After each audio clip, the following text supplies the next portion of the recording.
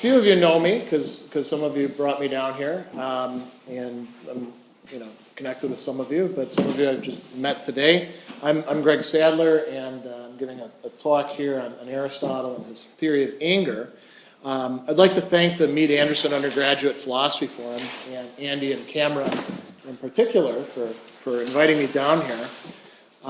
So the talk is called Sweeter Than Honey, and it's coming from a phrase that comes down to us from Homer that Aristotle picks up on that says that anger is sweeter than honey, that there's something about it that's very pleasurable. And what I'm interested in looking at in this particular talk is how anger seduces or interferes with what we call practical rationality, which is figuring out what we ought to do, our reasoning processes. Aristotle has a very well-developed theory of anger compared to a lot of his contemporaries, and a lot of modern people as well, as we're going to see, in which anger has a very complex role to play, and its connections with rationality are a little bit different than with other emotions. So I've given you a ton of handouts, and I will lead you through those. Some of them are just sort of reference points for further information. Some of them are going to be integral to the talk. A lot of what I'm doing here is coming out of the research that I'm doing for a book that I'm working on Aristotle and anger. And particularly its relationship with rationality, the other emotions, moral life, those sorts of things. So the book that I'm working on it's an attempt to systematically articulate Aristotle's perspective on anger, but it's intended not just as an academic study, just for its own sake. Nothing wrong with doing those, by the way. Libraries are filled with those. But also as a resource for better understanding, managing, and evaluating anger today, because I think that Aristotle is actually one of the better theorists when it comes to this. So the lecture portion of this talk, I've got set up to run for, if there's like no interruptions whatsoever, and I'm not saying there shouldn't be any interruptions, I'll tell you why in a minute. But if there aren't any interruptions at all, then it should take about 40 minutes. If there are, then it'll take a little bit longer, and we'll have some plenty of Q&A at the end. But I want you to feel free at any point in time if something's unclear or you want to follow something out to interject. And you don't have to raise your hand or anything like that. It's a very informal setting here. And I'm happy to expand on some parts. I may cut some parts out if I think that we're getting short on time. What I want to do in this talk is, first I'm going to make some general remarks about three things with Aristotle. One is his moral theory in general. One is about practical reasoning. And then I want to talk a little bit about his theory of anger. And then I want to reflect on where some sort of reasoning or inference goes on in anger the way that Aristotle sees it. It's not a raw, crude emotion. There already is a reasoning process built in. And then I want to look more closely at Aristotle's account of anger. So I want to look at how affectivity or desire and perception or reasoning fit in together. I want to look at how anger seduces practical reasoning in bad but not vicious, or as we call it, acratic, unself-controlled action in some of Aristotle's own discussions.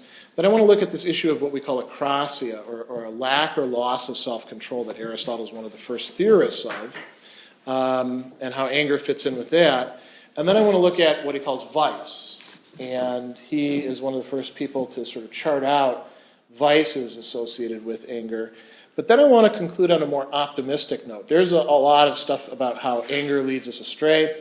Aristotle is unique among ancient theorists in thinking that anger, rightly ordered, rightly used, actually plays an important, productive role in moral life. So I want to conclude on that sort of thing. So if we need to skip over some of the stuff, we'll do that, but I'm not going to skip over that end part. So Aristotle's moral theory as a whole.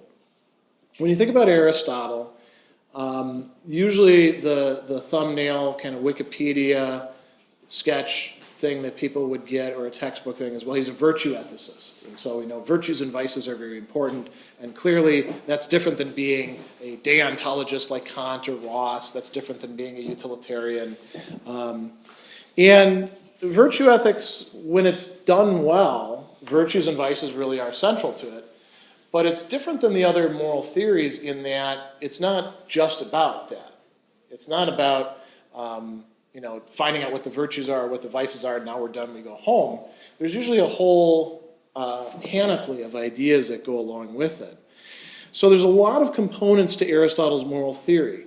It's a bit of a challenge when you're studying Aristotle, as some of you may have already run across, because he doesn't actually work everything out as much as we'd like him to do, right? There's a very illusionary kind of style where he'll say, and then you can figure out the rest. And then you're like, well, what do I do here? There's a lot of other fields where people do that sort of thing too. Some of his discussions are worked out in particular settings, and then there's a temptation to sort of extrapolate them. Can you get this to Andy? There's a tendency to want to try to extrapolate that and say this counts for everything as a whole. So just because something is discussed in the rhetoric doesn't mean that, that can be the stand-in for Aristotle's treatment of the same phenomenon in the politics or in the ethics. You got to be a bit careful with that sort of thing. One really key concept, and this goes to what we were talking about at the beginning, is this term proiresis. Now, proiresis is translated in the text that you'll come across as choice, purpose of choice, moral choice, deliberative choice. There's a lot of different things. Sometimes moral purpose is an older translation that they use in some of the translations of the Eudemian ethics. Proiresis means something like preference. But if we think not just of an individual preference, like I prefer that pizza there, maybe the other one's got pepperoni, I like the cheese one, preferring one thing to the other. It can also stand for something more global. So this is why Aristotle makes proiresis such a central part of his moral theory. The choices that we make eventually form our moral character through developing habits, through affecting the way that we see things cognitively and the way that we see things affectively. You might say the mind and the heart are unified in a person's proiresis, for better or for worse. So it's that little sliver of freedom that we have, and it's also the lasting structure that's built up from that uses of that freedom over time. It's a difficult concept to wrap your head around at first, but it's one that's going to be kind of central.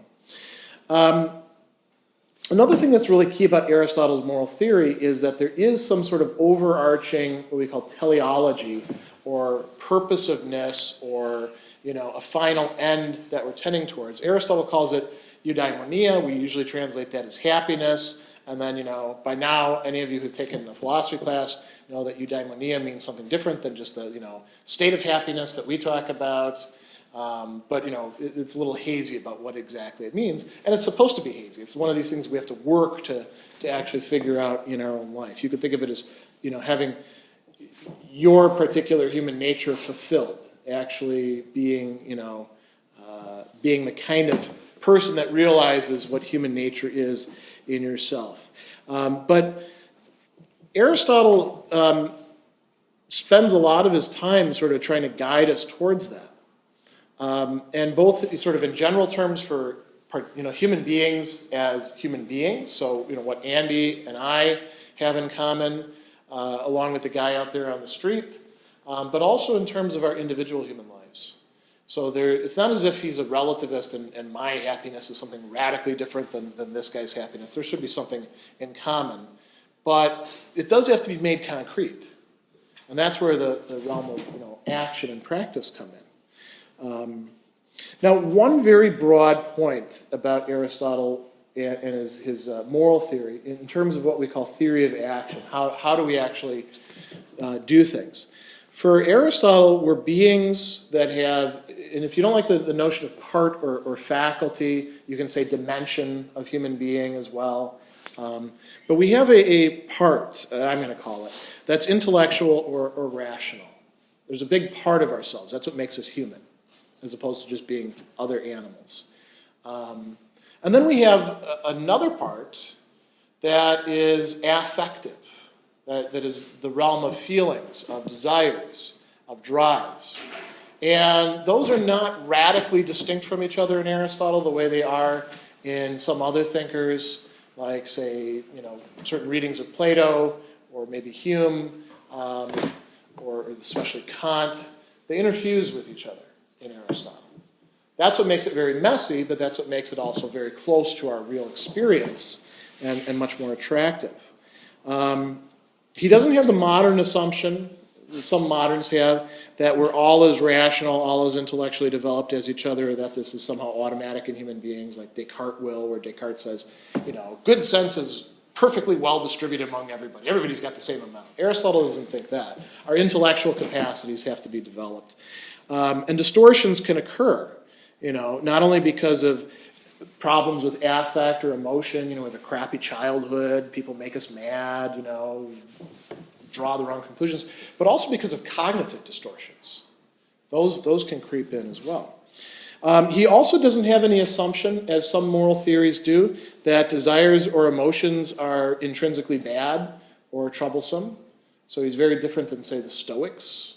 And I know there's a few emotions that some Stoics think are actually good, but for the most part, emotions are bad for them. Aristotle thinks that a healthy human life is one where your emotional side is actually well integrated with your cognitive side. So he's a big fan of the emotions, not just for their own sake, not just like you should be a big heart walking around, randomly grabbing out at whatever floats your boat sort of thing, but there wouldn't be any point to just being a purely intellectual being for Aristotle. He also doesn't have this kind of Humean assumption. I think all of you have heard the phrase from Hume that reason can be nothing but the slave of the passions, meaning that reason can only work on what our desires or our emotions tell us we need to do. Aristotle thinks that we can actually take a vantage point and have what we can, some people call second order desires, the desire to have the right kind of desire. We can do this cognitively, we can do this affectively, we can do this in many different ways. So those are some sort of very basic points about Aristotle's moral theory. That's already a lot to run through, but now I'm going to hit you with some more. So now we're going to talk about practical reason or practical rationality.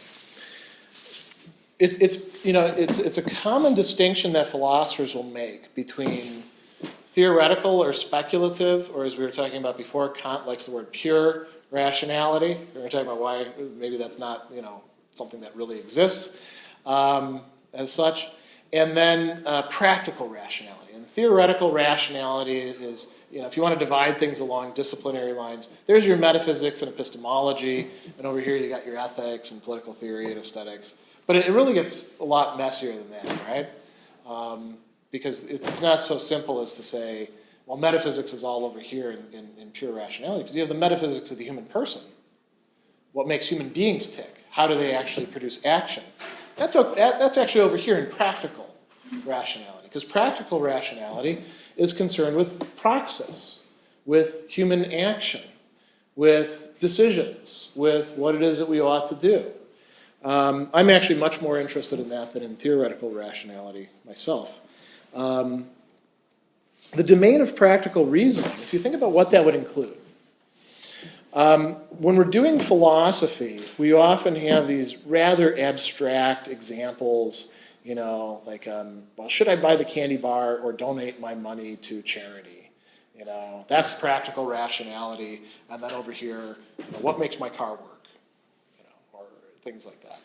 But just think for a minute what practical rationality actually encompasses. It would include the realm of crafts or production. So any sort of productive activity is governed by practical rationality.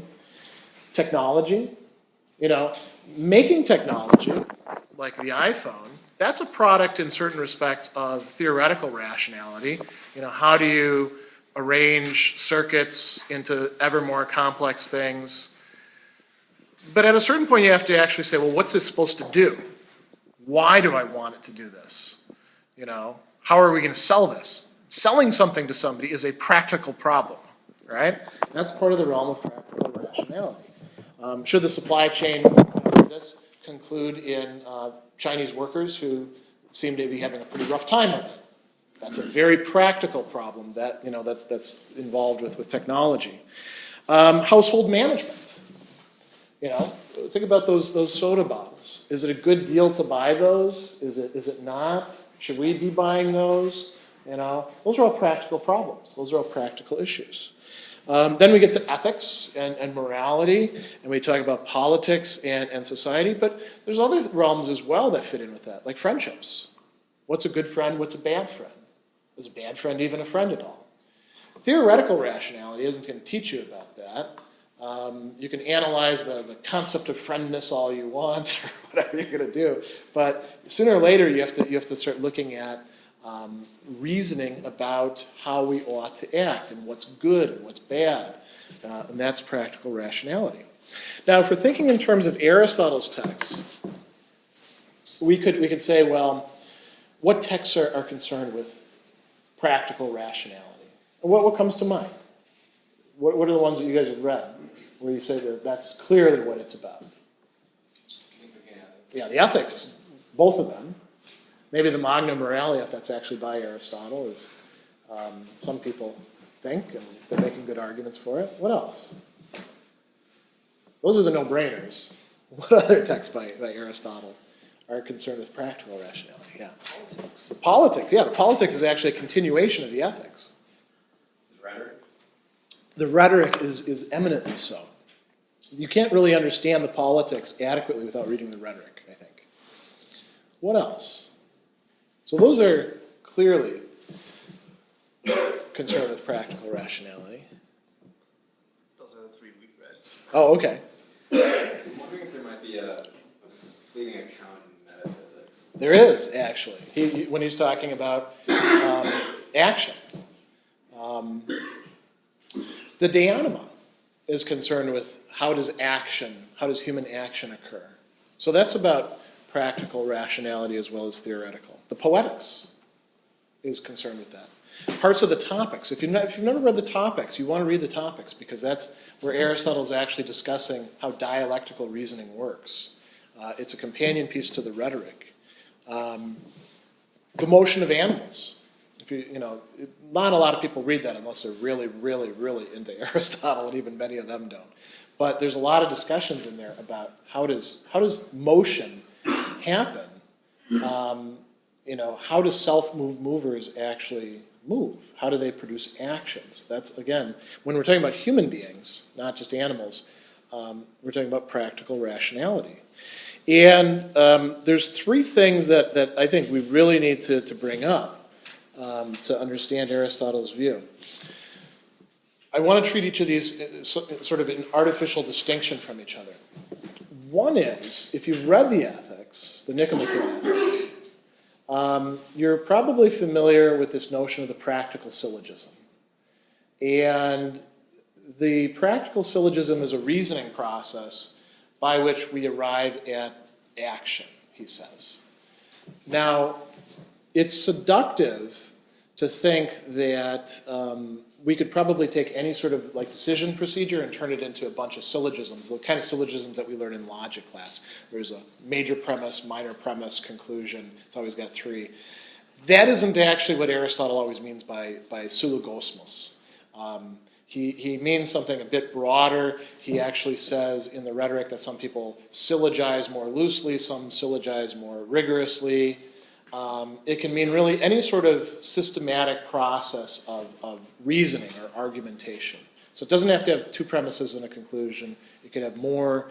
It could be deductive. It could be inductive. It could have other types of forms to it as well. And there's a lot of controversy in the Aristotle scholarship about just how the practical syllogism is supposed to work, when it's supposed to be working.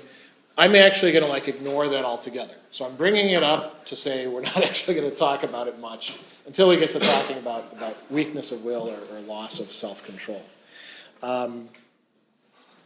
One of the second thing is we should think about what might be going into practical reasoning or practical rationality. When we're using this term, it's tempting to assume that we automatically mean the same thing in every case. So, as people who are doing philosophy, we tend to be, very explicit about our reasoning processes, at least, in the classroom. And so we probably think, well, practical reasoning means something like, what's down on paper, and there's a, you can write it all out. It's very explicit about what's to be done. But what else fits in there? Think about what deliberation is like when you decide, well, we just actually did that in a very trivial way at a restaurant. What should I have? I had the bratwurst. Why did I have the bratwurst? We can sort of reconstruct a procedure.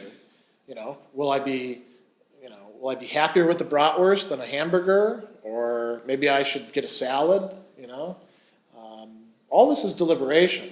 That's kind of trivial stuff. That's, about what I'm going to eat right now. But, if we think about bigger stuff like, what should I do about my kids? Or should I go to this school or that school? Or is this person trying to cheat me? And if they are, how should I react to them? There, we're dealing with more momentous topics.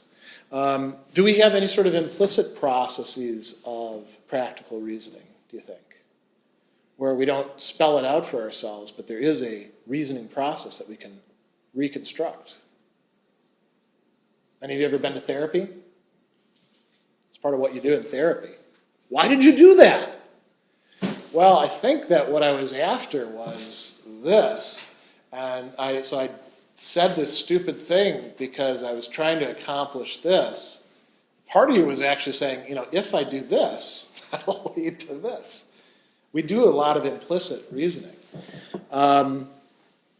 Reasoning bearing on any sort of moral values or aesthetic values is practical reasoning. So the Greeks talk about the good and the bad, the agathon and kakon, it's the good and the bad in general, the just and the unjust, the useful or the profitable, sometimes it's translated as the sympheron, and the unprofitable or harmful, the blaberon. But they also talk about this realm of the kalon and the aistron. And the kalon, we sometimes translate it as beautiful, and aistron is ugly, but you can also translate it as noble or base, or honorable and dishonorable. And for the Greeks, that was a moral value. It was not just an aesthetic value. And practical reasoning is concerned with that sort of thing. What would be the noble thing to do in this situation? This person is noble. What makes them noble? That's reasoning processes. Determinations about how you ought to interpret or classify or speak about things like persons or relationships or actions. Those are part of practical reasoning.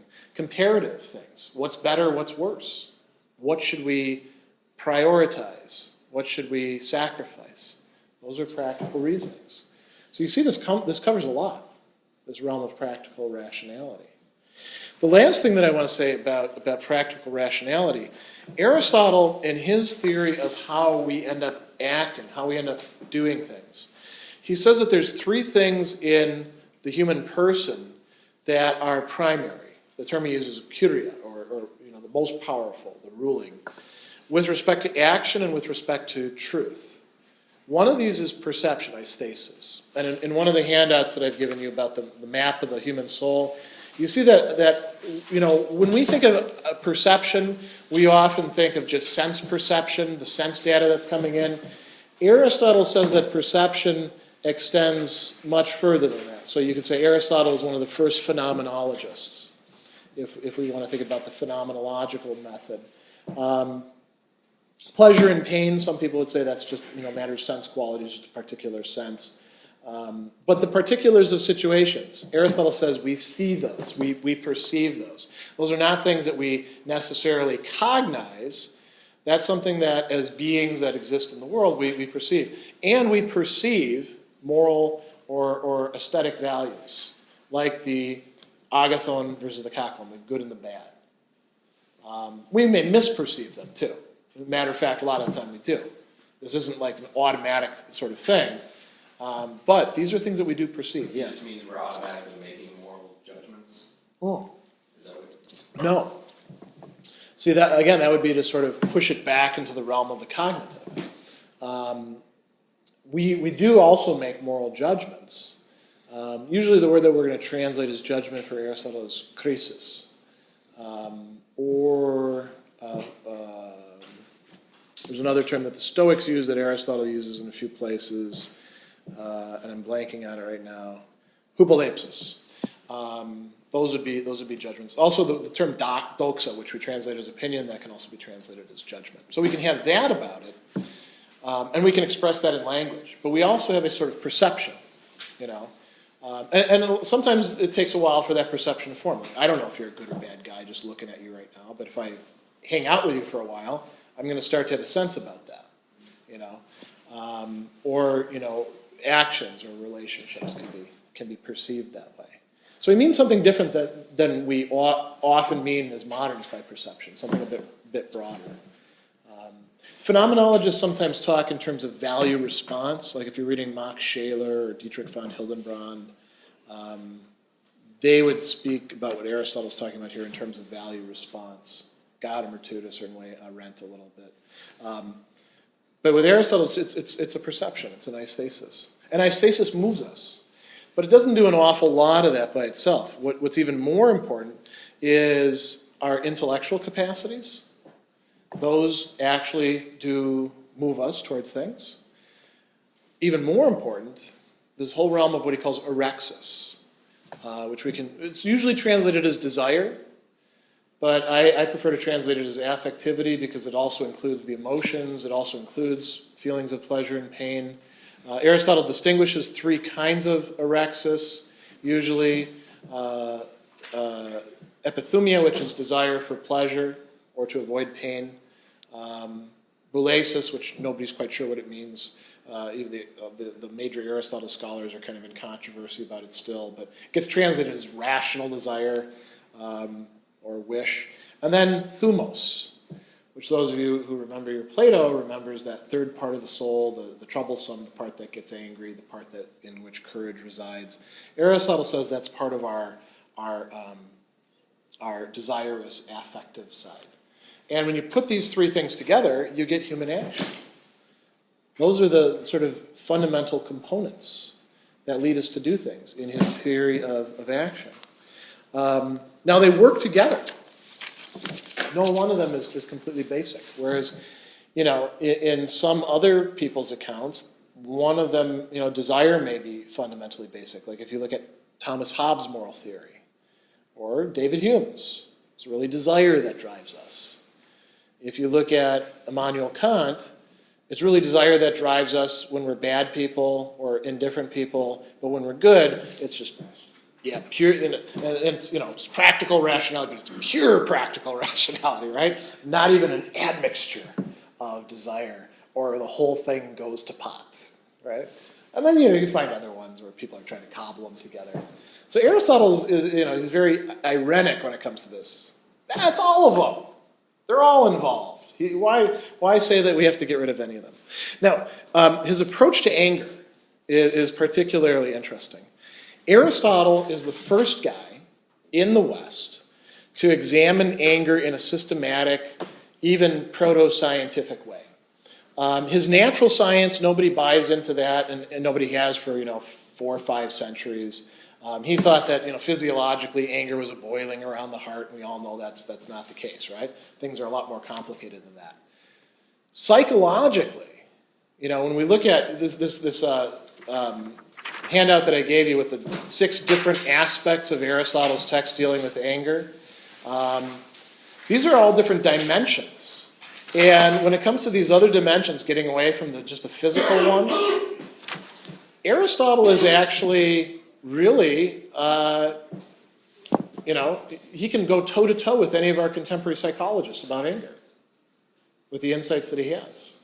And he's way better than many moderns who want to simplify it very much. He's usually taken as one of the main theorists of anger in the ancient world, and he's usually taken as one of the rival theorists of anger in the ancient world. Now, when I say rival, I mean somebody who you'd want to knock down. Why do you think that is? Just because, well, he's the top guy, so make your bones by knocking him down? It's not quite like that. Did you have another idea? No, that's what I was thinking. Well, why else would you want to knock somebody down? Why would you constantly criticize them? Maybe just you make a good attempt to falsify it, and you can't if you're establishing that he's right, or you have some. Oh, yeah, it wasn't. None of them were doing it for that reason, to sort of backhandedly show that he had the right. They thought he was wrong. They thought he was wrong, but very attractive. Because Aristotle said, unlike the Stoics, unlike the Epicureans, unlike the early Christian writers, and unlike the Neoplatonists, that sometimes anger is the right response. That actually there can be virtuous anger. And the Stoics, they were one of the other main rival schools when it came to this. They said that is a terrible thing to say. Because you're you're putting a loaded gun in people's hands. You're telling them it's okay to be angry. Emotions are bad to begin with, and this one is the worst of the worst of the worst. You look at Seneca, you look at Cicero, you look at Epictetus. They're very consistent about this.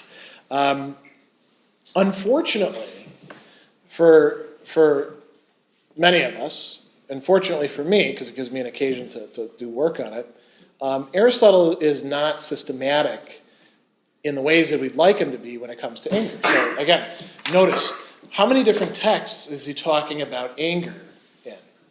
And he's talking about them in disjointed passages that you have to correlate and put together and sort of, read between the lines. So if you've only read the Nicomachean Ethics, you wouldn't know that there's all these other important references to it in other works, or if you've only read the rhetoric. Now, he analyzes anger from a number of different dimensions, and he does this very explicitly. He says you can look at it in a physical way, you can look at it in a psychological way, you can look at it in an ethical way.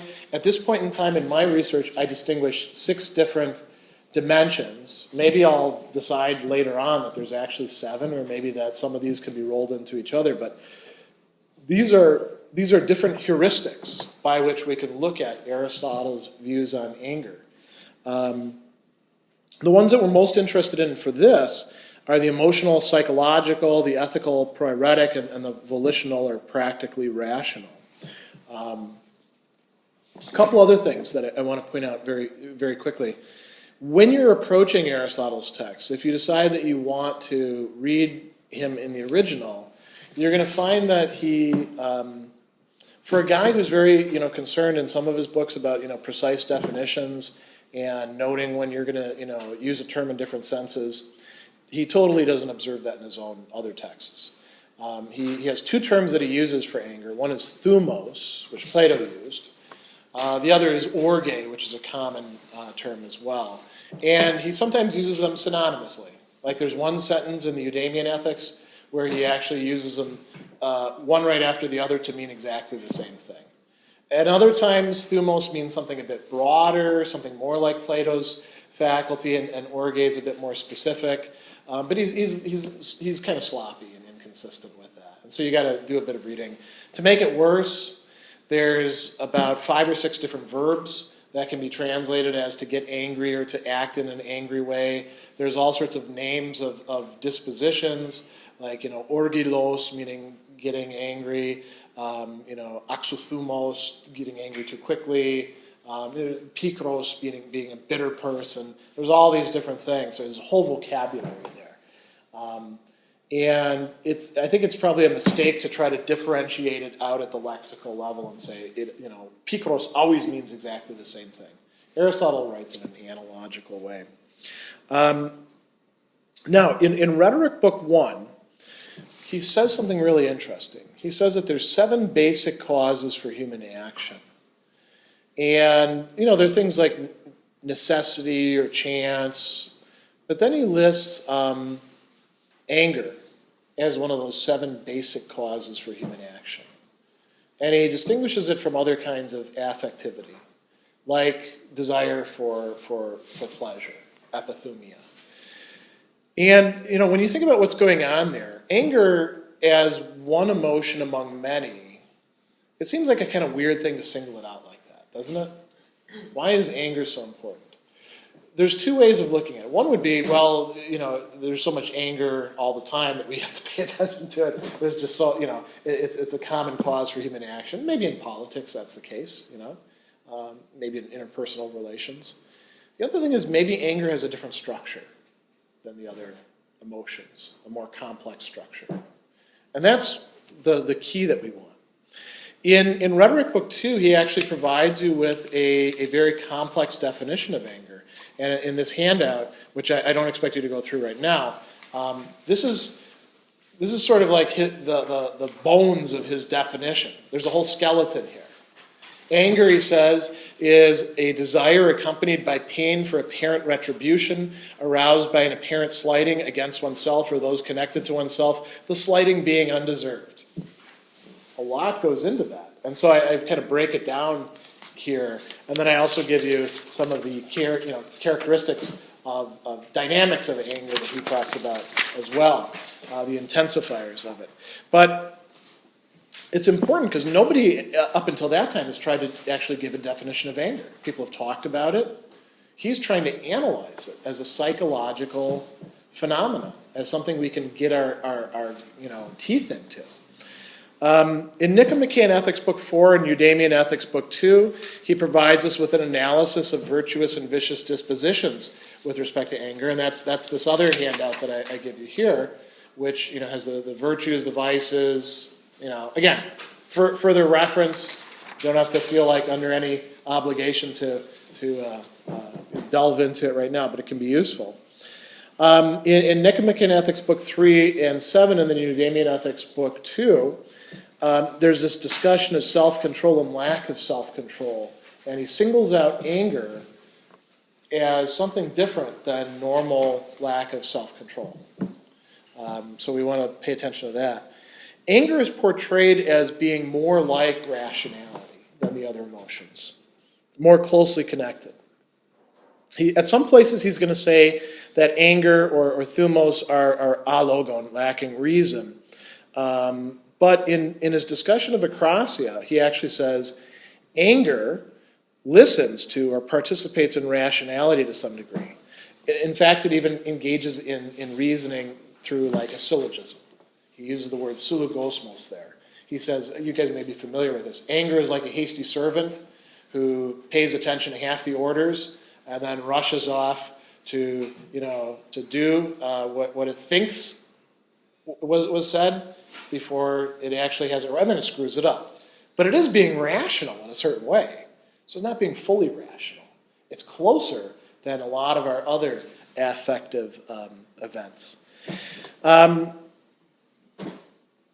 Now, in proeresis, this term that I brought up before, there's this matrix of character that's generated. We have this joining together of the intellectual and the affective. And anger is going to be important for that as well, or connected with that as well. There's a couple other things where as we go on, you're going to see how anger is connected with rationality. Now, with the definition of anger, the rhetoric definition, you notice that I've got it divided into affective components and perceptive or judgmental components, or we could call them cognitive components if you want to. So he says that anger includes a desire, an orexis, and that's that broad term that includes all desire. And the desire is for what he calls timoresis. Timoresis is coming from this Greek word time, which means honor, but it also means price. And so if we want to put it in English, when I timorize somebody that I'm angry with, I make them pay the price. I recover my lost honor for the way that they treated me or the way that they treated somebody connected with me. And I set things right, vigilante style, by making them, suffer in return. The other way that he defines anger in other places is the desire to make the other suffer in return. But suffer what? Suffer something that is felt to be right as a way of setting something that was wrong back right again.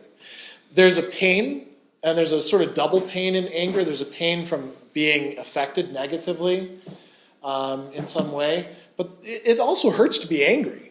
Any of you have been angry, you know what that's like, and it doesn't feel good. But Aristotle also says there's a pleasure involved in anger. And there's a kind of twofold pleasure involved in anger. He talks about, Homer has one of the characters, and I think it may be Achilles, talk about anger as sweeter than honey from the comb, honey dripping from the comb, And that's the sweetest thing the Greeks knew about at that time. Sweeter things, I'm sure, but that's the one that was the highest for them. Now, what's sweet about anger?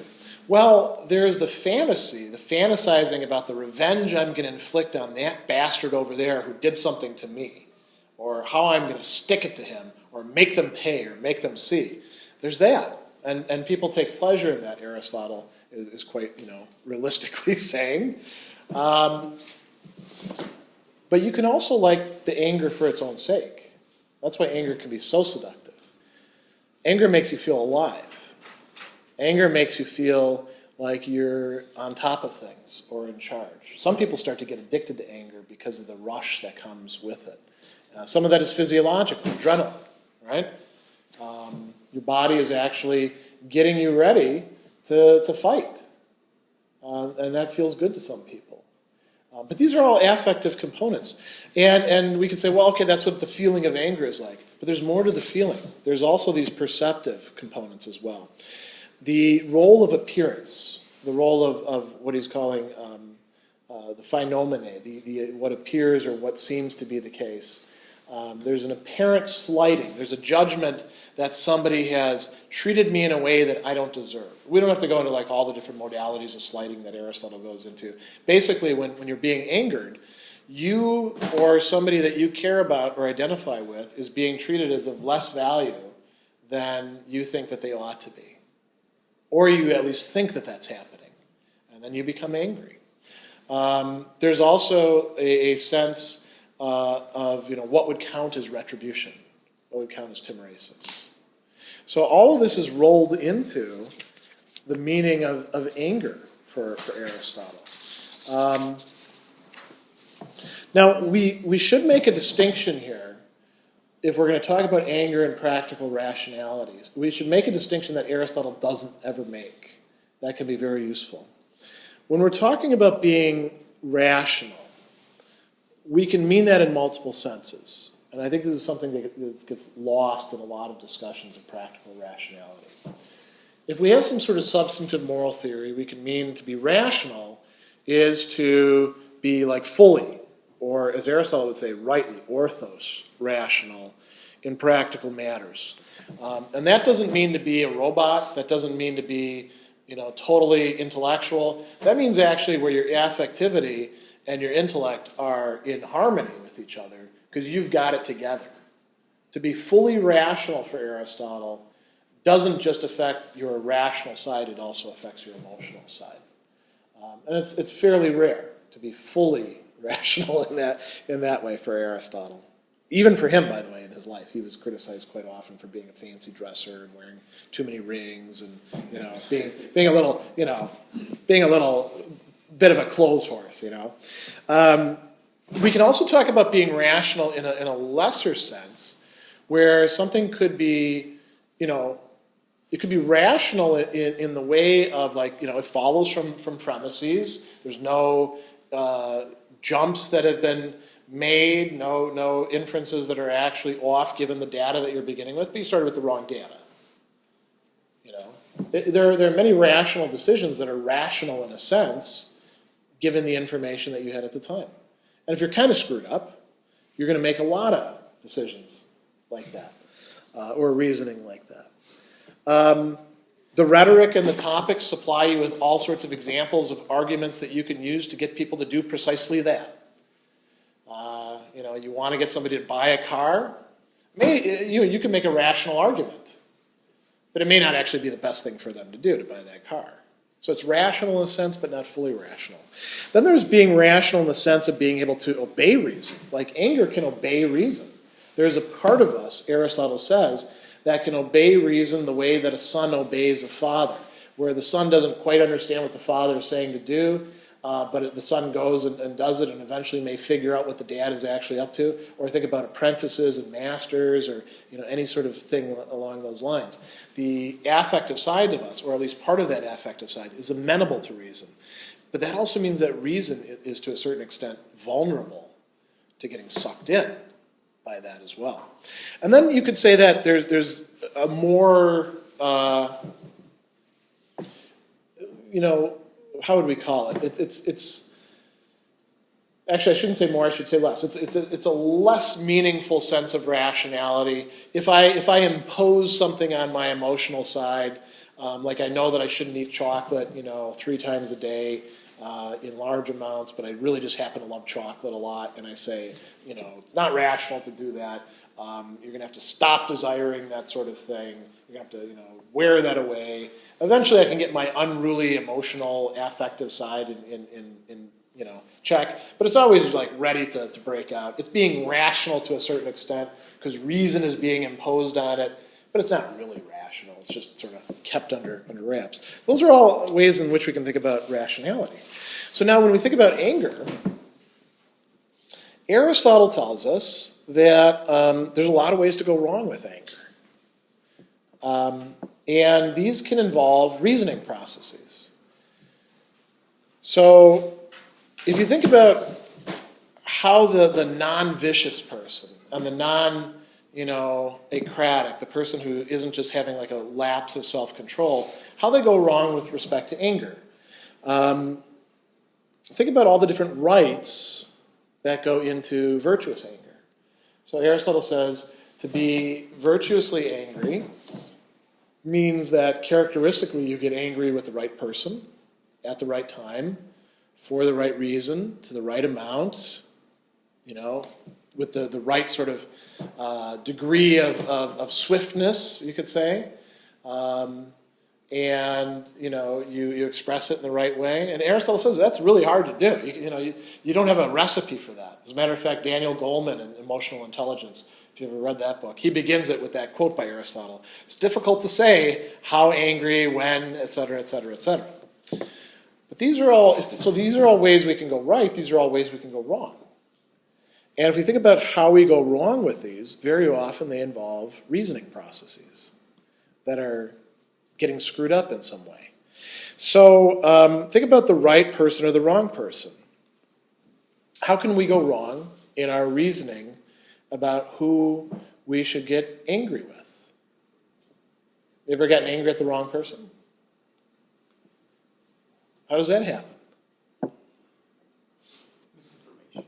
Yeah, you think that somebody, here's a great case. You think that somebody's talking, bad stuff about you behind your back because the person who actually is doing the talking is the one who reported to you that this guy over here is doing it, right? And so you don't get angry at them. You get angry at the person who didn't do anything wrong at all, right?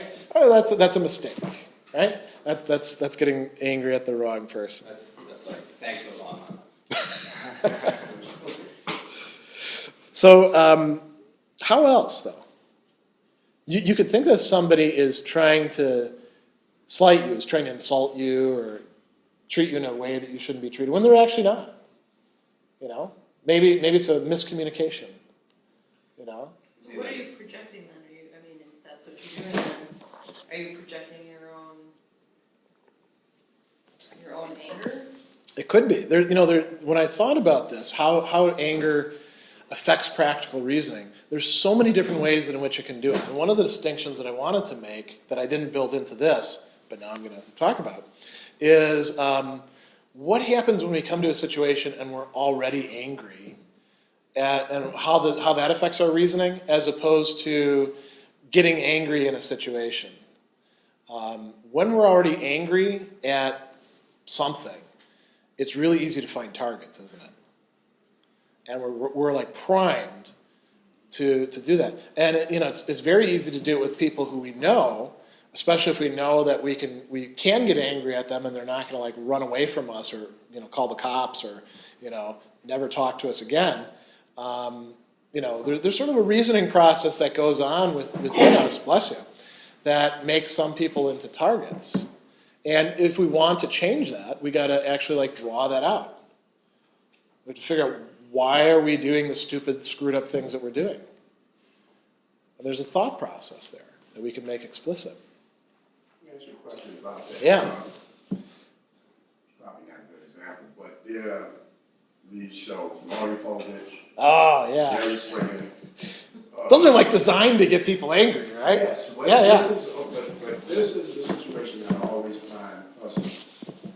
Somebody's spouse cheats on them with someone else, and they're never angry at the spouse. They're angry at the person they cheated with.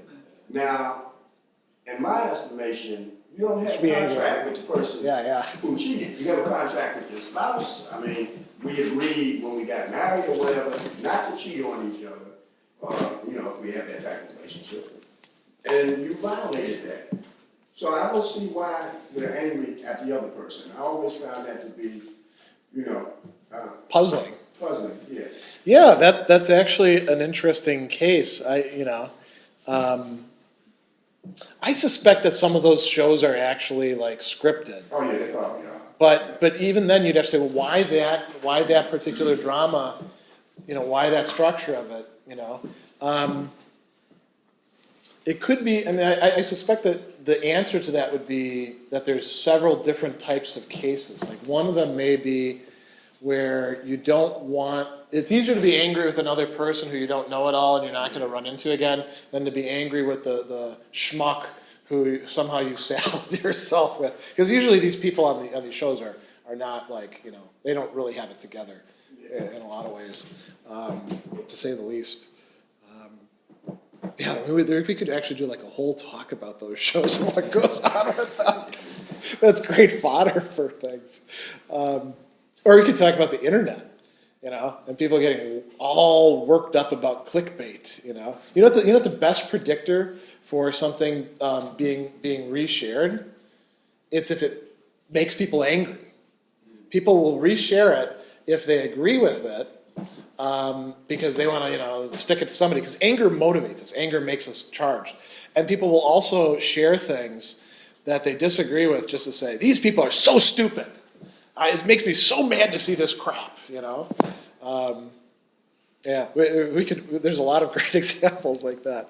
Let me talk about two examples that Aristotle actually uses from the Rhetoric. Aristotle says that we get angry at people when we perceive them as not being helpful to us, particularly when we are frustrated, when we have a desire that's not being met. And he uses like being in love or being at war or stuff like that.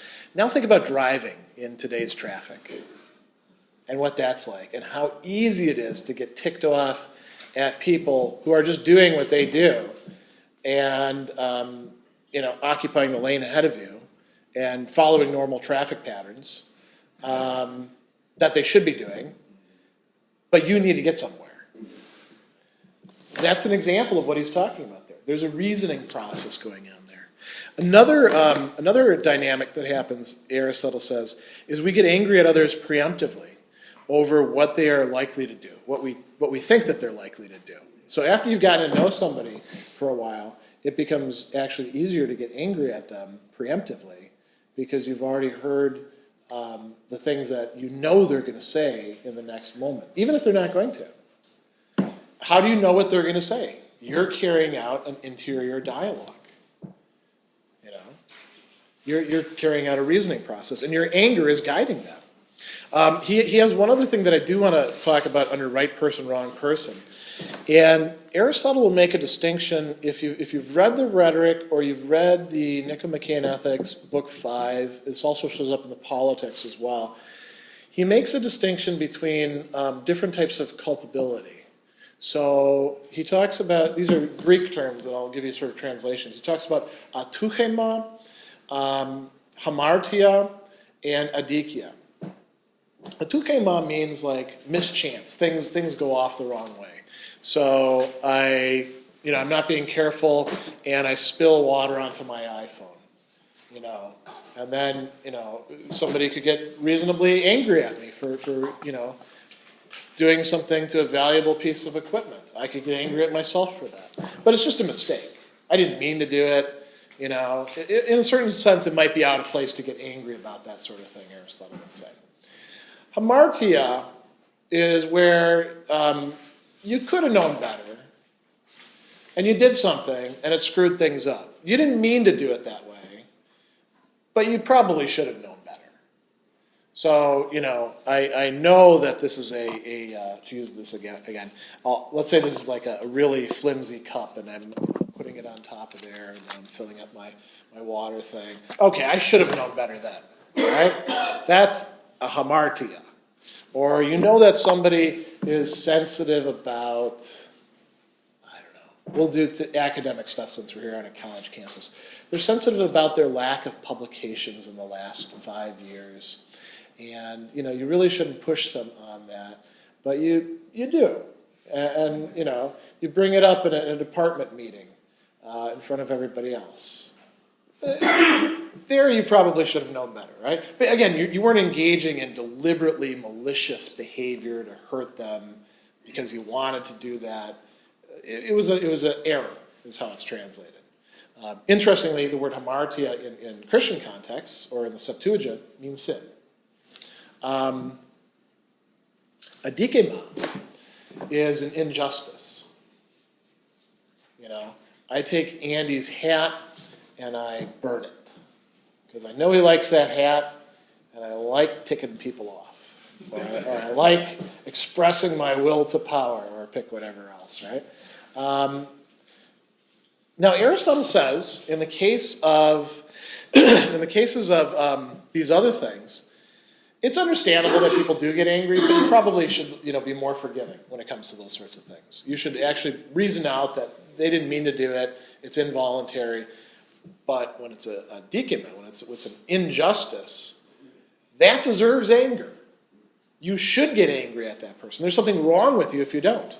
Especially if it comes from a disposition, a vicious disposition of injustice, of a dikia in that person.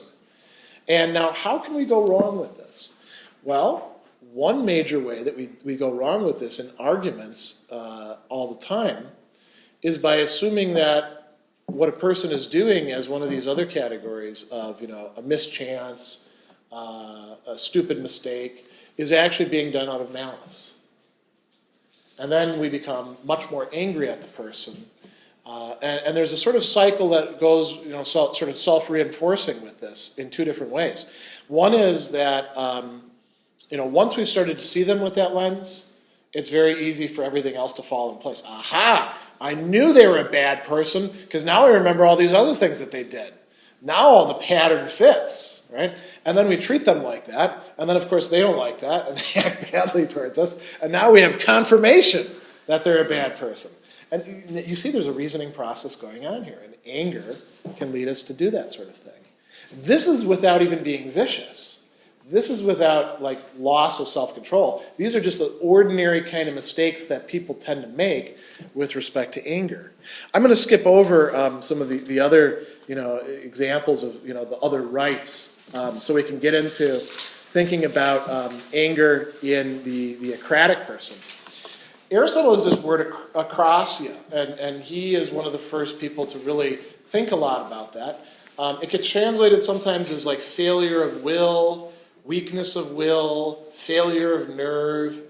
I like the terms loss and lack of self-control. And I like to use that distinction because there are some cases where he's talking about where we have a person who just loses self-control. Let's say I really like pizza, right? There's pizza over there.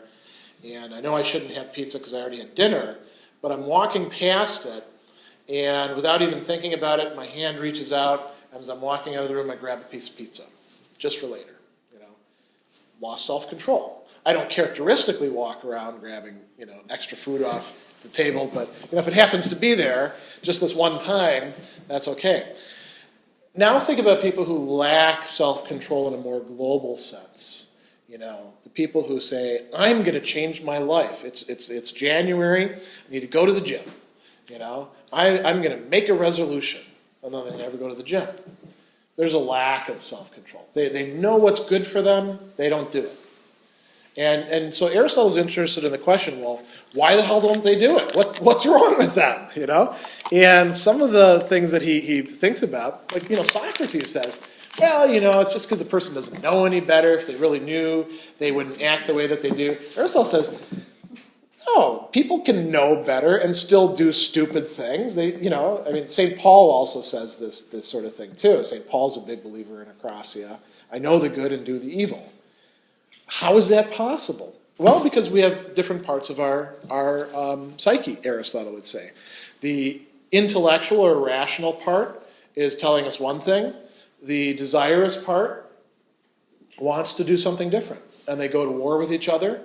And the desirous part wins out. So it's better than being a totally bad person where the intellectual part is all screwed up and you think that eating as much pizza as you want all the time is a wonderful thing for you and you should do it as much as you want. That would be self-indulgent. That would be one of the vices. The vicious person actually thinks what they're doing is the right thing. The uncontrolled person thinks, I'm doing the wrong thing, and then they're a little bit bothered by the fact that they keep doing the wrong thing. But you can't rely on them. You know, just the fact that they feel remorse about it, still don't give them, you know, don't put them alone with the pizza, or if they're an angry person that way, don't put them in situations where they're going to lose their temper, because they're not going to be able to control their temper. So Aristotle analyzes acrosia in a number of different ways, and I don't want to go into too many details about that, because that's a whole thing. But he does make a distinction between what he calls rashness, where there's a reasoning process that could have taken place, that doesn't take place, and the person just acts like that. Sometimes when we lose our temper, it's like that. It's not like we sat down and reasoned things out. Other times, it's what he calls weakness. And in those cases, we engage in some deliberation. Should I have the pizza or shouldn't I? I don't know. You know, I was going to like stick to a certain diet, but I don't know, it's pretty tempting. No, I won't have it. I'm going to pick it up as I walk out because my desires went out. What's that like with anger? You ever been angry at a person and you're like, you know, it'd be smart for me not to say anything. I should like take some deep breaths. Maybe this isn't that big of a deal. And then, you know, they say one more thing and boom, you're off. You know, you throw the table over. I've had it with your crap, you know. That's an example of what he's calling weakness, a lack of or loss of self-control. Aristotle also has like these four different analyses of what's going on when we are losing or lacking self-control. And in some of these, one of the most interesting one, he talks about there being two practical syllogisms. And we know how we ought to behave, and then we have another reasoning process. And which of them is going to win out? One of them will lead us to the right place. But we don't listen to that one. We listen to the other reasoning process instead. He has like examples of, you know, all sweet things must be tasted. You know, that's a sweet thing. I'm going to go taste it. But, you know, the healthy thing is, no, you shouldn't eat everything that's sweet, you know, just within reason. And it's sort of like the good angel and the bad angel on your shoulder. And, you know, people, go away, good angel, you're boring. That's what happens. Now, what happens with respect to anger? We can have all sorts of things, like you can think to yourself, you know, they're not really criticizing me, they're actually like helping me out here, and I shouldn't get angry at them. That'd be the good angel. And then the bad angel is saying, no, they're criticizing you because they think you're a dummy. And how do we treat people who think we're dummies? Well, we show them who's a dummy, you know, and it goes on and on and on. And so instead of listening to the right one, which you know, it's actually there in you, you're just not using it, you listen to the wrong one instead. And you lose your temper. Or you could do the same thing with, well, what should you do when you're angry? Should you slash somebody's tires? Or does that strike you as excessive? I suppose it depends on what they do, right? So they cut you off in traffic. Should you cut them off? Chase them down? Go out of your way? For some people, that's the logical conclusion of their reasoning process. And some of the people, when you talk to them afterwards, like a cop does, and says, what were you thinking? They don't actually say, well, I always do that sort of thing, or I characteristically do that sort of thing, in which case if the cop was Aristotle, he could say, aha, vicious person. Instead, he says, I don't know what the hell happened. I wasn't thinking. I lost my temper. I just sort of took off after him. It seemed like the right thing at the time. That's what he's calling a process. And there's a reasoning process going on there. That's exactly where Aristotle says anger is like a hasty servant. It listens to part of what's being said. This is where, by the way, I've got this other handout for you. It shows you where things are happening. The reasoning process goes like this. There's some sort of slight. I shouldn't put up with that. I should get revenge. And then you start thinking about, this would count as revenge. Let me go do this. And it can be, very instantaneous. Maybe revenge would be giving somebody the finger, or pouring something in their drink, or throwing your drink in their face, or who knows, saying a mean thing to them. But there's a reasoning process that goes from there's a perception of slight, perception of wrong, all the way to I must impose revenge on this person. And, again, it's like the hasty servant. It doesn't listen to everything. It doesn't pay attention to all the relevant factors. It may not be the right person to inflict revenge on. It may be the wrong kind of response. It may be too quick. It may be held on to for too long. There's all sorts of possibilities with this. When we look at the vicious person, Aristotle is interesting in that he says there's actually two ways to go wrong with anger. Unfortunately, most of them fall on one side because we tend to be excessive when it comes to anger. But you can lack anger when you're supposed to have it. So that's maybe an interesting one to start out with first. When a person doesn't get angry at people that they ought to get angry with, what's going on? Is it that they're just such a genuinely saintly soul that they don't perceive any sort of injury or insult or bad motives on people's part? They may be out of touch with reality, according to Aristotle then, because there are bad people in the world, and they're going to try to do bad things. And anger is the response that we have that allows us to resist bad people and the nonsense they want to put not only us through, but also those who we're concerned with, those who we care about. It's a mistake not to get angry in some situations for Aristotle. What might be the reasoning process of the person who doesn't get angry? He doesn't tell us. This is something we can speculate about. It would be the opposite error of talking about people presuming malicious intent where there really isn't. Or where there really isn't any. Yeah. Like someone in an abusive relationship. Yeah. They'll rationalize because they have some other motive for wanting to not think this bad thing of this person, and they're stuck in this. Yeah, that's a great example.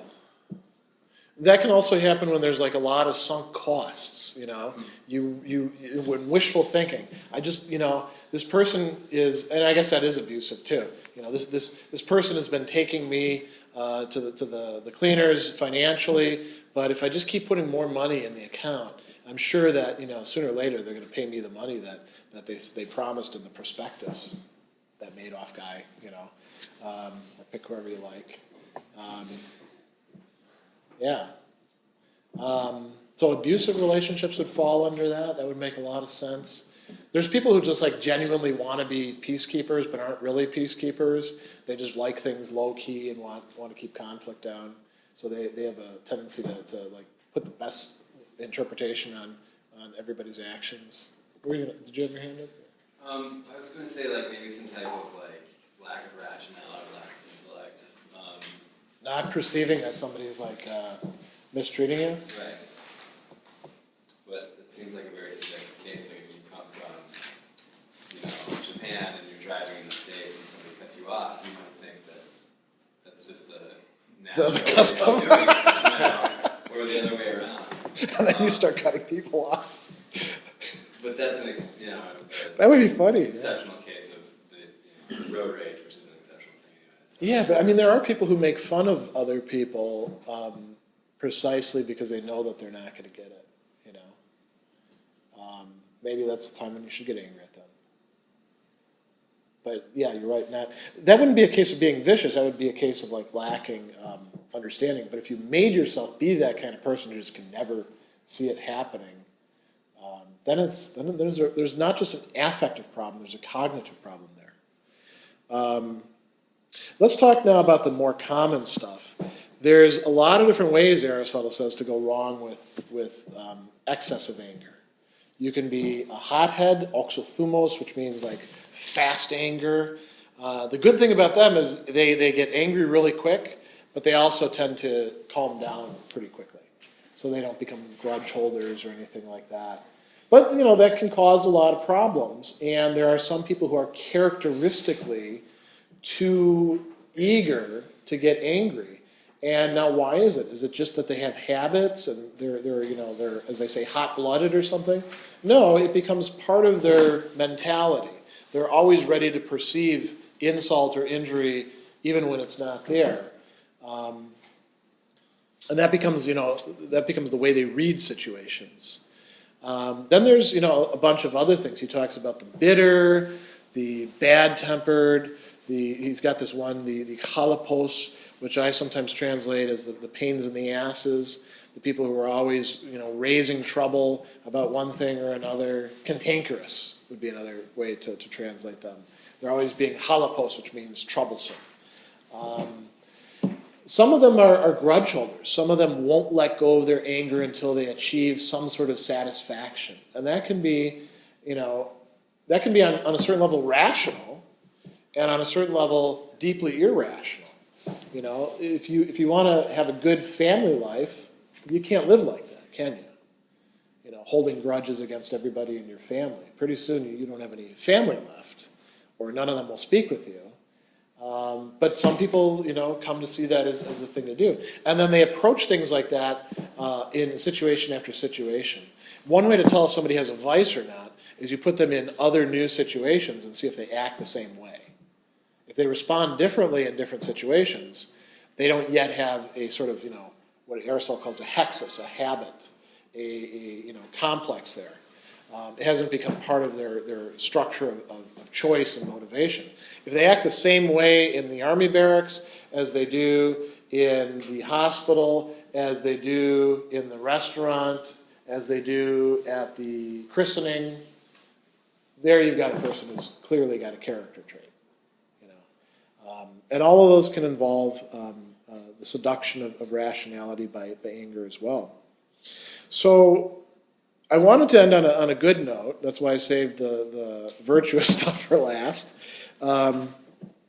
It is possible, Aristotle says, and this is where maybe some of you may disagree with him. Some of you may be more like the Stoics, or like the utilitarians. Utilitarians think anger is always a bad thing too. Bentham says it's horrible, malicious, never indulge in it.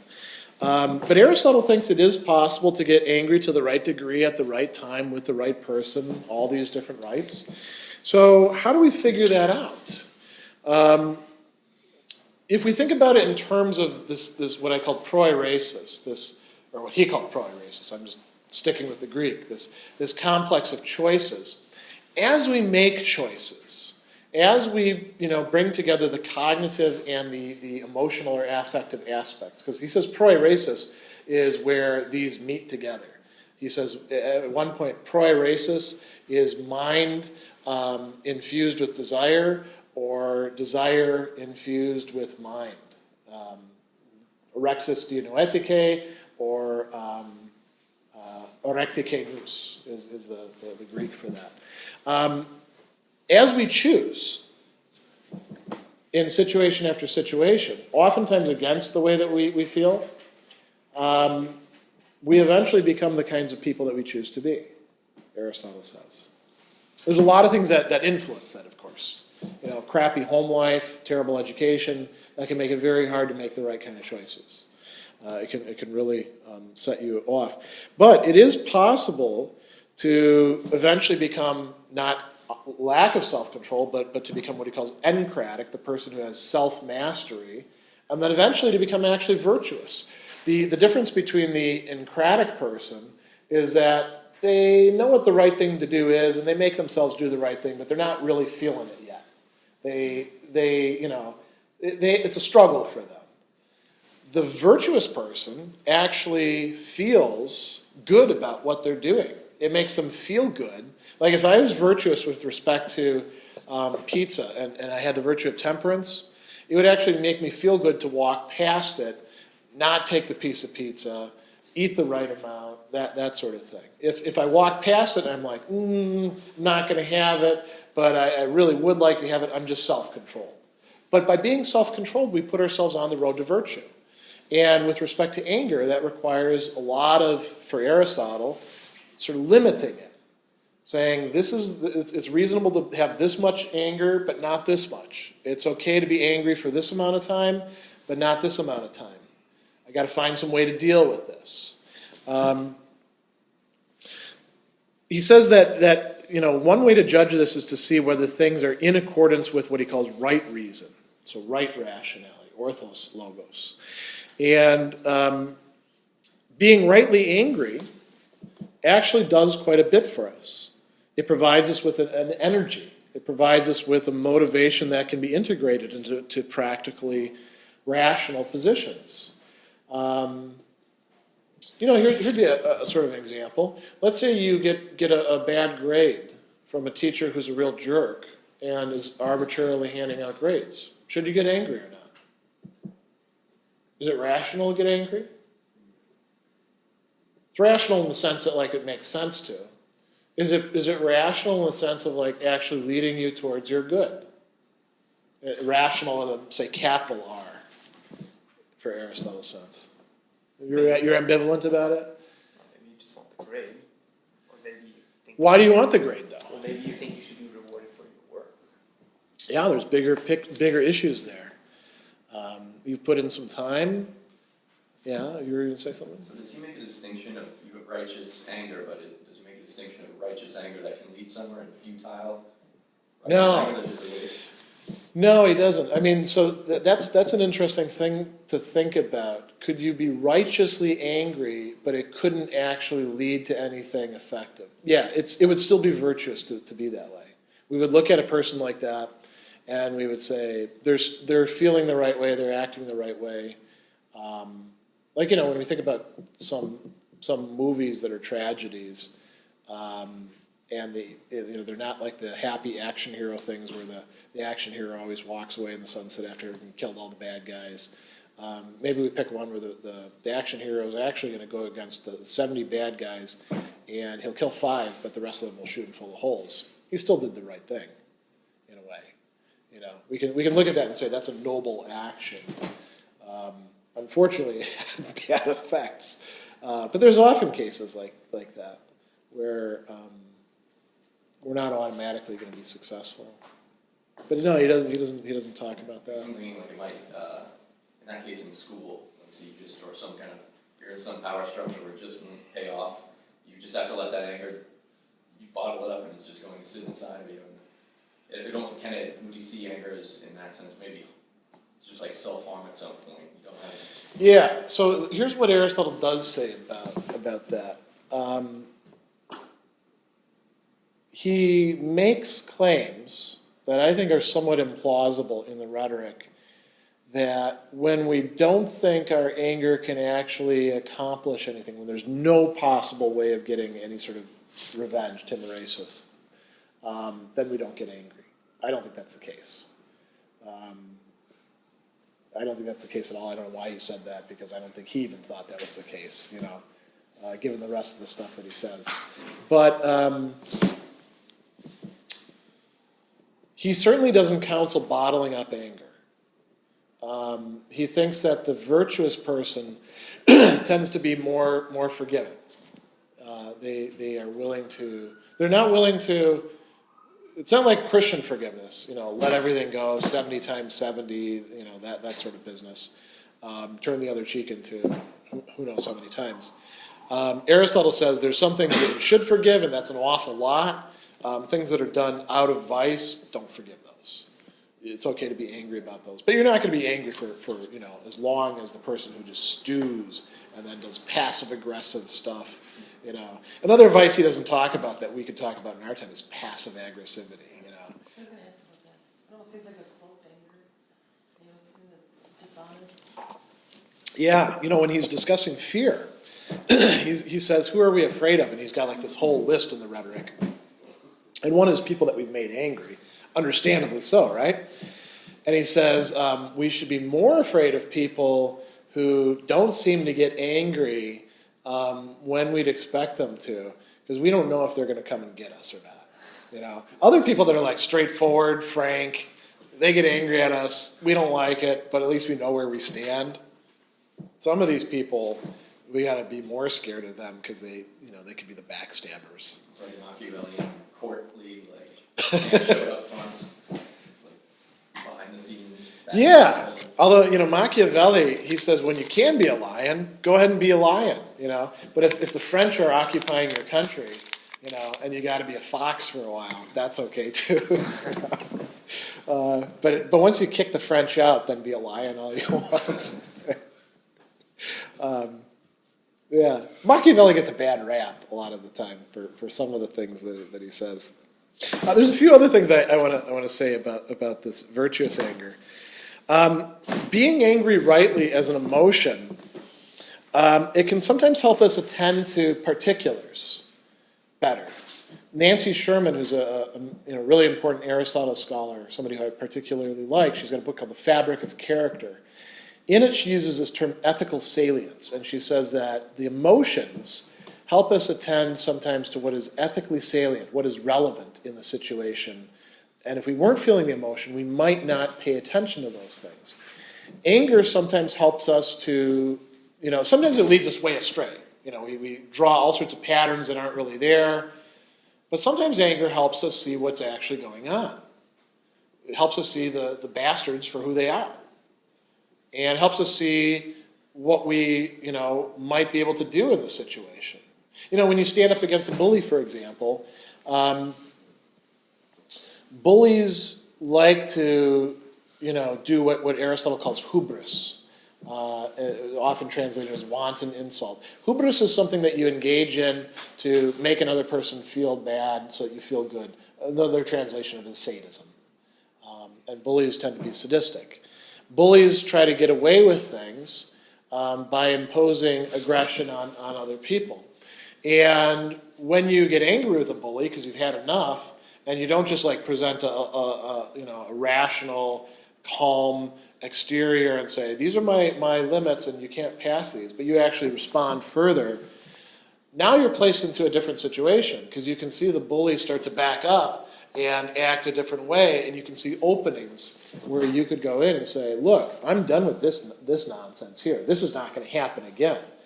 That's something that can come out of anger. But again, we can easily go too far with it. We can, you know, like I'm not going to put up with your bullying anymore. I'm going to bully you now. You know, that's not what Aristotle's saying. One thing that is really underemphasized in Aristotle's account about anger is what would go into forming or guiding our practical reasoning. He talks about this in other places. He talks about, you know, the function of the laws or social mores. They're very much like guide rails, you know. They'll keep your car from going off the edge, but they won't keep you from straying into the median, or you know, keep you going the right way. So the laws aren't particularly effective. Praise and blame, he talks an awful lot about that in ethics, something that we don't pay that much attention to. Education or discipline, which not only includes, you know, having things explained to you, but also being told, go do this. This is going to form your character.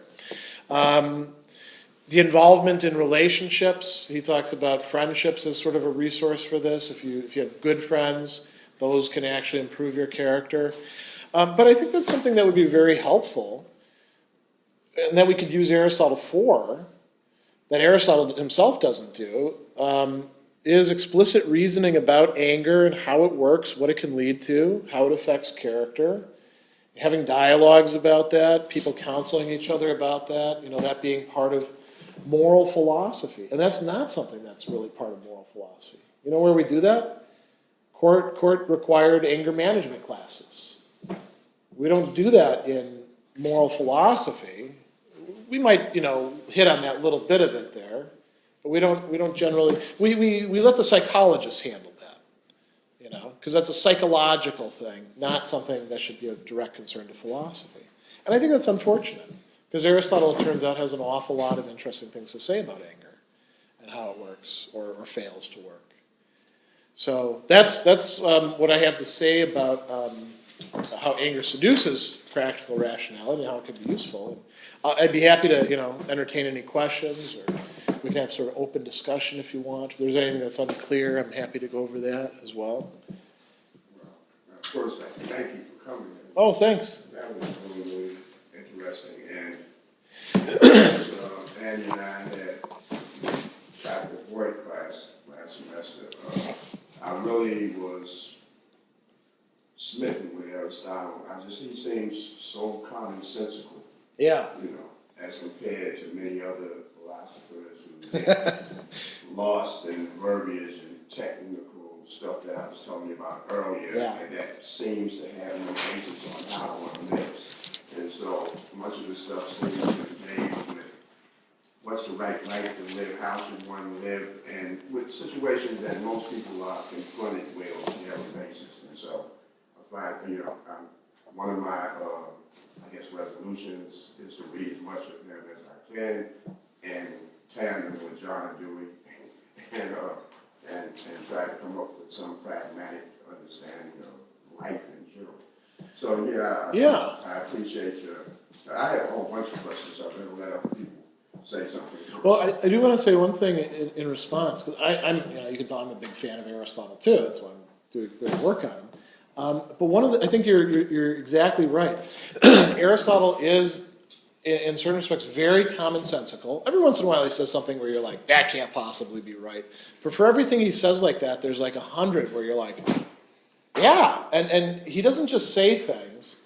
He sort of like delves into, well, how do they actually work? What are the mechanics at work here? And what's remarkable is that, at least when it comes to anger, or when it comes to other things like social discord in Politics, Book 5, there's other newer analyses of these things, but they're often not much of an advance beyond Aristotle, and sometimes they're not even up to Aristotle's standards. He was very interested in carrying out what I call a phenomenology of moral life, looking at us as practical reasoners, as creatures that are pretty screwed up and would like to make ourselves a little less screwed up by the time that we're done.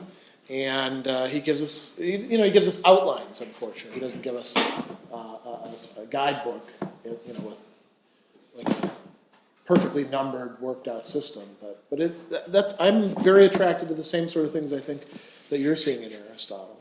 A quick question about teleology. Sure. If I'm correct, teleology is a form of functionalism, right? Well, it depends on what you mean by functionalism. That's one of those terms where different people have used it different ways. I'm rusty on my Dewey, I have to admit. It has nothing to do with Dewey. I've read so many books that the idea said that functionalism is sort of dead. It's not a proper topic. No, it's not. Oh, it's not yeah. a proper topic. And I always took functionalism to be teleological in the sense that you were moving towards a particular purpose. So there's two things to say about that. One is that as you read through the history of philosophy and ideas in general, you're going to find people constantly saying, that's done, we don't talk about that anymore. And then you'll see them having said that a century ago, 2 centuries ago, and you come to realize that there's a lot of faddishness in philosophy. So when somebody makes an appeal about an idea and says, oh, nobody's talking about that anymore, then your red flag should go up and say, that's not really an argument for why we shouldn't talk about that. The other thing is, whether we're thinking in terms of function or proper functioning or what our end is, whatever vocabulary we're using, it's very difficult to get away from that conception of things for very long. And there have been a lot of attempts to try to, eliminate final causality or eliminate teleology from a truly scientific perspective. And then the scientists always end up smuggling it back in by the back door because it it corresponds to a very basic human way of thinking about it. Now, it could be that that's all nonsense, and us humans are imposing our, silly human categories onto a cold, hard, unteleological reality. But at least this portion of it that includes us human beings, clearly there is teleology involved there. And so maybe Aristotle's totally wrong about the stone wants to be closer to the center of the earth, so his natural science is all garbage at this point, right? But so what? That doesn't mean that his psychology or his politics are therefore to be thrown out.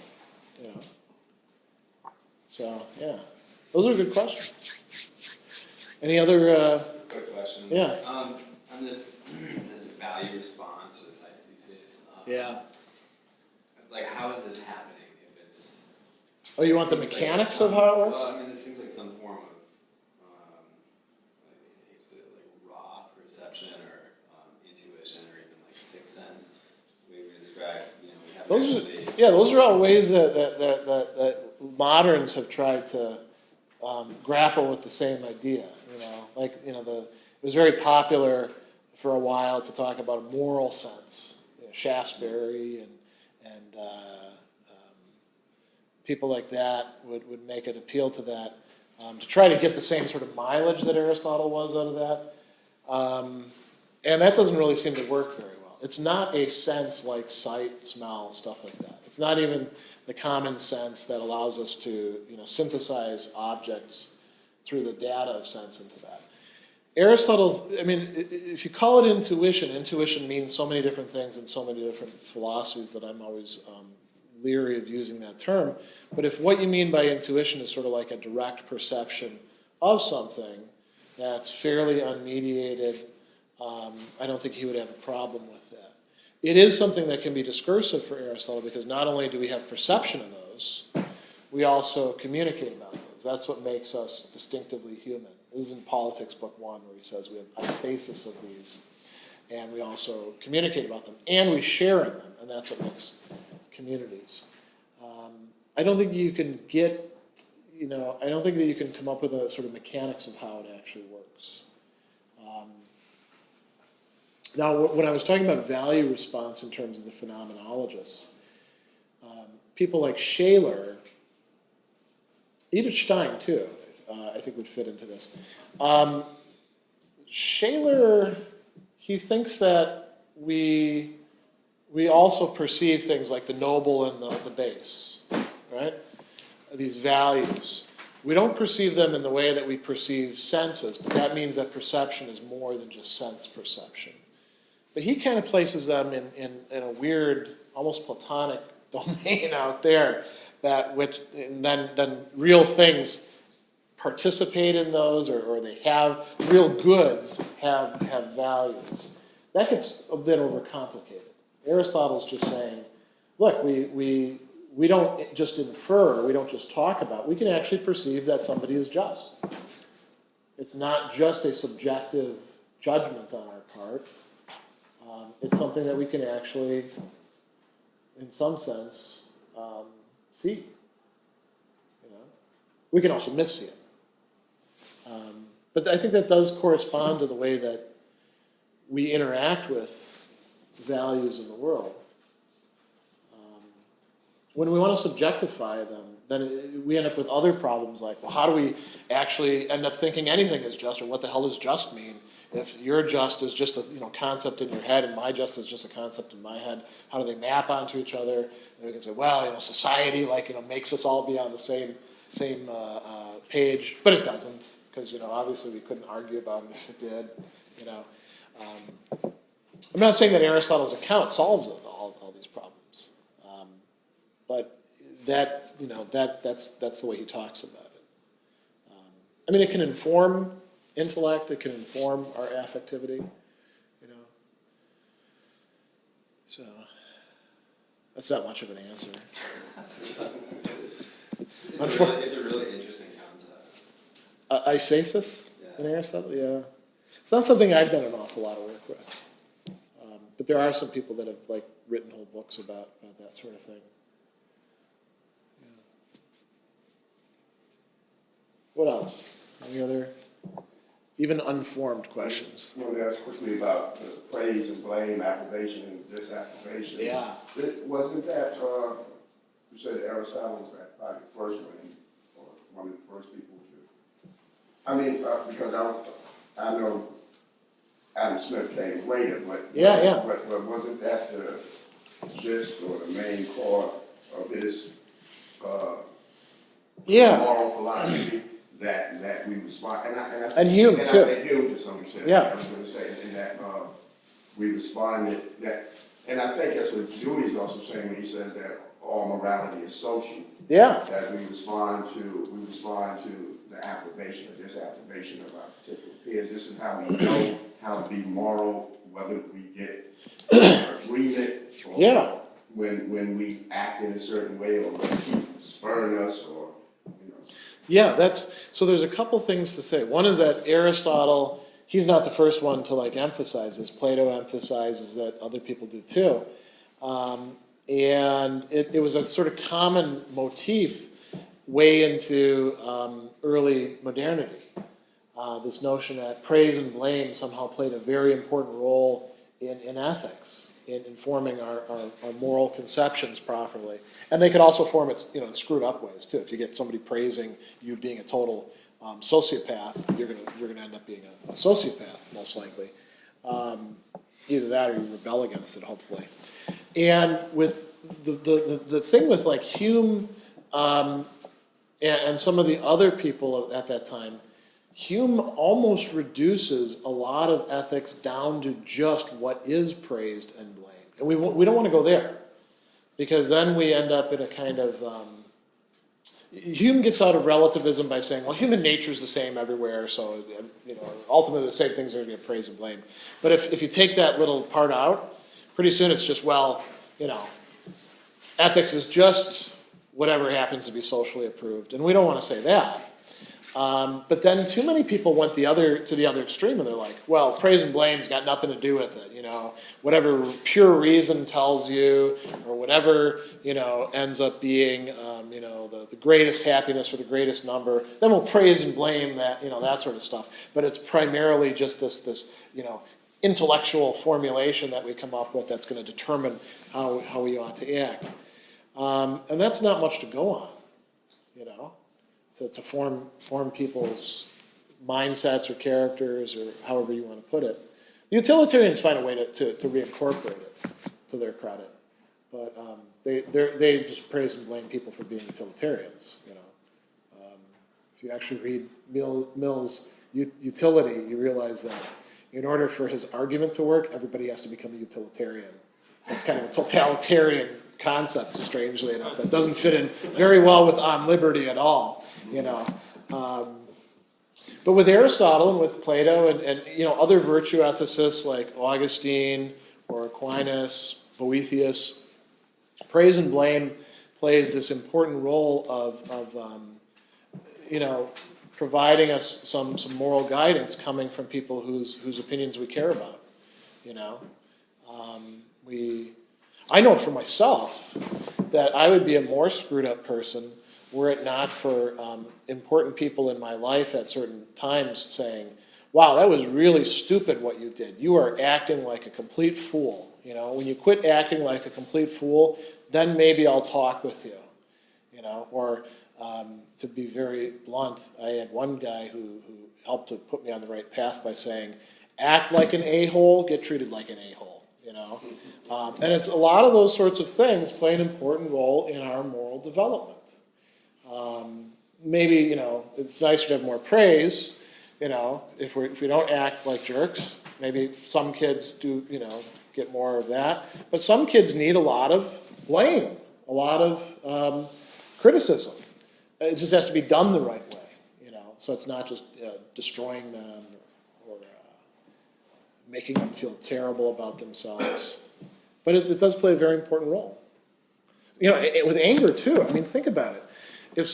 If we don't learn how to manage our anger properly as children, we become really screwed up adults who then sometimes have to be sent to anger management classes,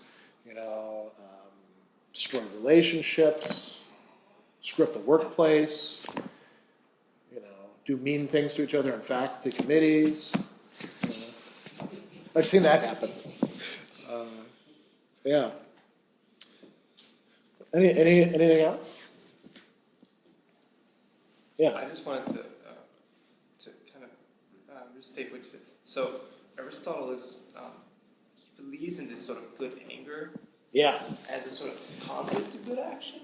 Is it what? Would it be sort of as if righteous anger would provoke people to make them do good action, or as a sort of remedy both reason and emotion see as a slight or a disagreeable situation? Yeah. When you have so there's two ways that you can have virtuous anger working. One is you actually are a virtuous person. So you've got this like well-developed disposition. You're only getting angry to the degree that you ought to at the right times.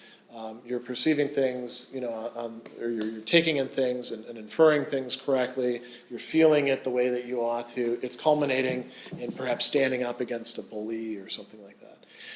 The other way is the people who aren't yet like fully virtuous.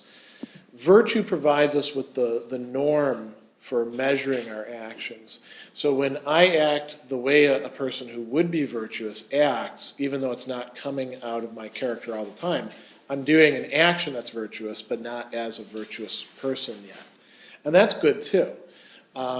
So, sometimes it may be in terms of moderating your anger. You see somebody get angry, and so instead of going and just punching somebody out right away, I talk with him a bit, but I talk with him in a forceful way, and say, look, I'm not, I don't have to put up with this nonsense, or my wife doesn't have to put up with this nonsense, or my kids don't have to put up with this nonsense from you, and it sets things right, So it leads to the correct response on the part of the person. Yeah. And notice too that it's not just a correct response on that person's part, but it can also be something that other people looking in from the outside can say, oh, so that's how I'm supposed to act. It's unfortunate that a lot of times we get the wrong models for how we ought to be angry. And Aristotle, it's interesting, he talks about the role of mimesis. He's thinking about music and plays and stuff like that into politics, right? Because he didn't have TV. But if he had TV, now the internet, because that's what we watch TV on now, he would be like looking at all these shows, and he'd be like, well, that show is not good for us. That show over there is actually giving us some good models, That show is giving us some debatable talking points that maybe we can hash out. We were talking about Ramsey earlier. I tend to think Ramsey flies off the handle a bit too much, but maybe you guys think he doesn't. We could talk about that. We could have a discussion, and then maybe some better anger responses come out of that. But if we just imitate Gordon Ramsay all the time, I think probably that's a bad idea. I don't know. What do you think? You like it? Yeah, it depends on how much money you want to make. I mean, sometimes when he blows his top, the people really did have it coming, right? And sometimes he actually is standing up for people who need some standing up for, and him getting angry because he's the guy with the cameras and all that. If the waiter is getting abused by the owner or something, and the waiter stands up for him or herself, it doesn't mean anything to the owner. But when Gordon Ramsay comes down on you, I don't know. It's possible sometimes to do the right thing in one sense, but it's not the right thing in another sense. Like Ramsay could be doing something that produces good effects, but is not a sign of good character on his part. I just wonder if more anger means that you're either seducing more rationality. More reasonable people tend to get more angry, or just more anger mean more potential for some sort of greater virtue. Well, Which is a totally wrong question. I mean, I don't think it's a good strategy to get angry to make yourself more rational. On the whole, anger tends to make us less effectively rational. You know, it makes us really good at doing certain things, like yelling at people, breaking things, taking stands, stuff like that. So when that's what we want, I think it's pretty good for that sort of thing. There may be certain professions where anger is really a benefit, you know, where it's really helpful to get angry as opposed to sucking it up. But, you know, notice that with Aristotle, most of the vices are like too much anger, you know. So to be virtuous with respect to, he talks about two different virtuous dispositions with respect to anger. One of them, you actually feel the anger, act on it to the right amount, you know, all the right stuff. One of them, you don't even feel the anger.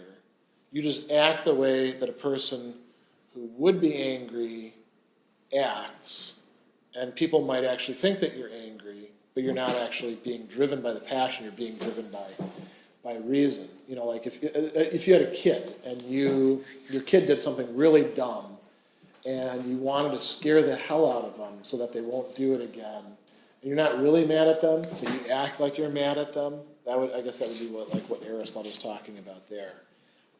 But I think he thinks that's extremely rare, too. You know?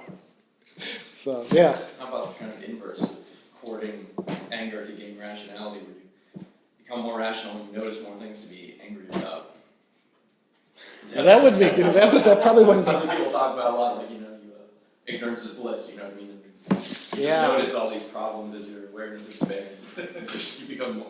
Yeah, you know, that's an interesting issue, particularly for our time, because you can, you know, because we have like 24/7 news access, and we can Google anything we want.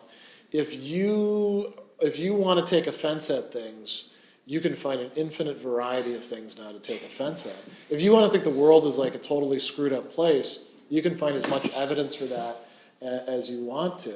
Like anger porn, like you said. That's an interesting idea. On a scale that never existed before. You have to court that anger in his time right now. Yeah, it is. It's instant porn. It's the same kind of thing. Anger, comment boards. Yeah, I've never heard it called that, but that's not that. That's an interesting idea. Yeah, they talk about anger clickbait, but yeah, anger porn is that's a good concept.